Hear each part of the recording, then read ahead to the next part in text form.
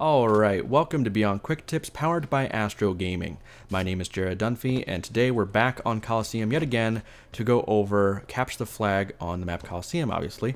This was suggested by somebody in the comments. There were some other suggestions, but I feel like this map is the most straightforward and more beginner-friendly, so we'll be going over this map. So right now I'm playing neutral flag, so I can run the flag by myself, but before we begin, let me go over the basic map layout. We have the blue side, red base or red side, then you have the sniper side and the rocket side, and those are the main components or the main parts of the map that you should worry about. So I'm going to be going over flag routes as well as how to set up for a flag run or a flag route. And so I'm on the blue team. We'll pretend that, I'm looking at the red base and setting up for the red base. So I'm going to drop the flag right here. And basically when you're setting up for a flag run, there's only two options really. You can hold down this side, the rocket side, or the rocket corner, or you can go into this little closet area or this little corner area on the snipe side. It's also known as cave, or some people call it closet, whatever.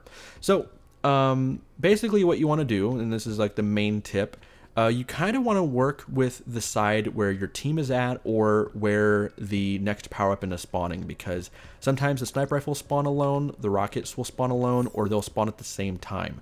I would not recommend running the flag when both power weapons are spawning because your team is spread very, very thin. But if you happen to get, total control of the map, then feel free to go for that flag run. But overall, keep an eye on your team's position, the enemy's position, and then work around that. So for example, if your entire team is on the rocket side and you're over here, you're going to force the enemy team to have some really funky spawns in the flag area and sometimes the basement, or since you're all alone over here, they might spawn on you.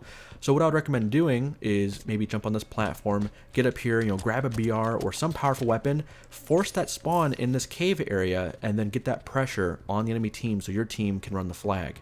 And then the same thing will apply over here. If you're on this side and you're all alone, then you want to migrate over to the other side. But from here, you can see the entire base. You can see into the cave. You have a lot of pressure here.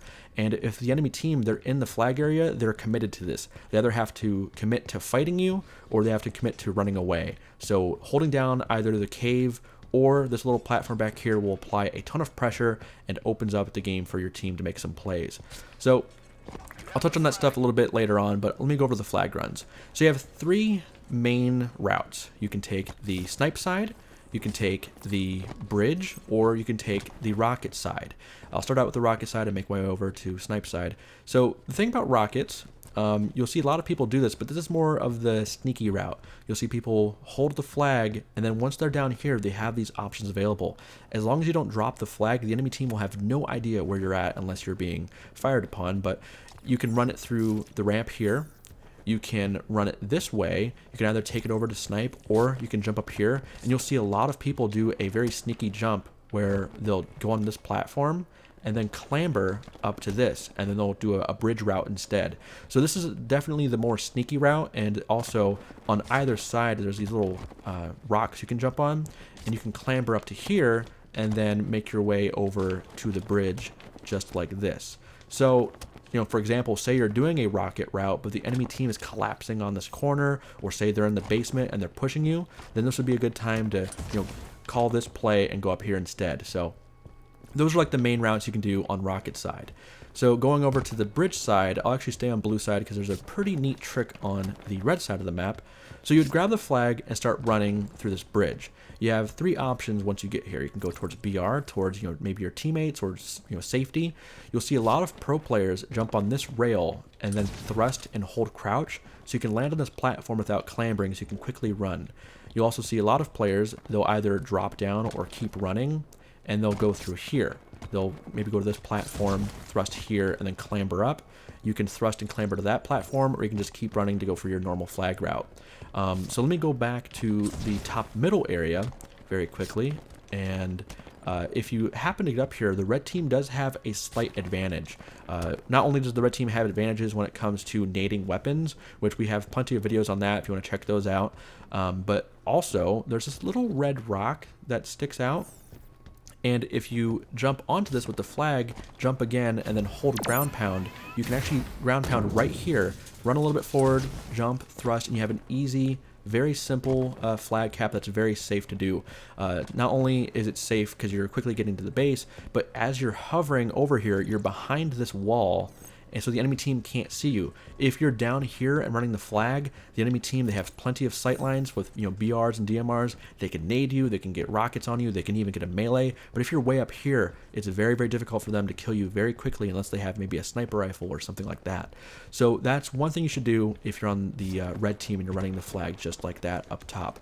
So the bridge route and the rocket route, those are pretty static. They're pretty straightforward, and you have options, but they're very predictable. But if you're running the flag through the fridge or oven or on snipe side, you have a lot more options available. It's very, very dynamic. So once you get in here, you can run to this platform. You can run over here. You can go through snipe. You'll see a lot of players, they'll sneak right up here and they'll go to the other side and they'll just wait until it's safe and then they'll go again. Because the enemy team, they have no idea where you're at. For all they know, you might be somewhere else. But you'll see a lot of people, they'll also go up here and then clamber up, and then they'll do a bridge route instead by going up here. So you have all these different options available depending on the situation. So that's why you see a lot of pro teams focus so much on the snipe route or fridge route, whatever you want to call it, because there's plenty of options available. If the enemy team is playing super aggressive on snipe, you have all these different platforms you can jump to work around that, to dodge those bullets, to dodge the grenades, and get the safest flag route possible. Once again, if you're on the rocket side down there, there's not a lot of places you can go. You're kind of trapped. So once again, since this is the most dynamic flag route, you know, this is the one that you'll see very common, and once again, you'll see a lot of red team players do this trick. Once again, just jump off that rock, hold ground pound, run a little bit forward because you don't want to hit this little ceiling right here. So you want to run ahead of that, jump, thrust, easy cap.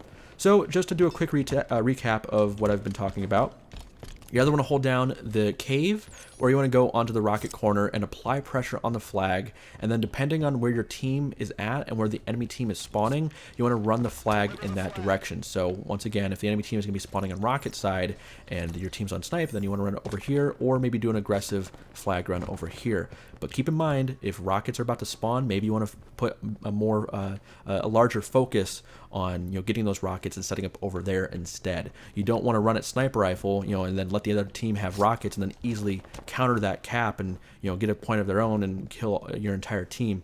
So that's really about it. There are just the three main flag routes and then the two main spots you want to set up at when you're playing Coliseum CTF. So that's all I have for this episode of Beyond Quick Tips, guys. If you have any questions or suggestions for, you know, future episodes, if you want to see a particular game type or map combo, you know, I would love to do more of these in the future. This is a lot of fun, and I love teaching you guys these little tiny things that can really go a long way when you're playing. So once again, thank you so much for watching, and I hope you enjoyed.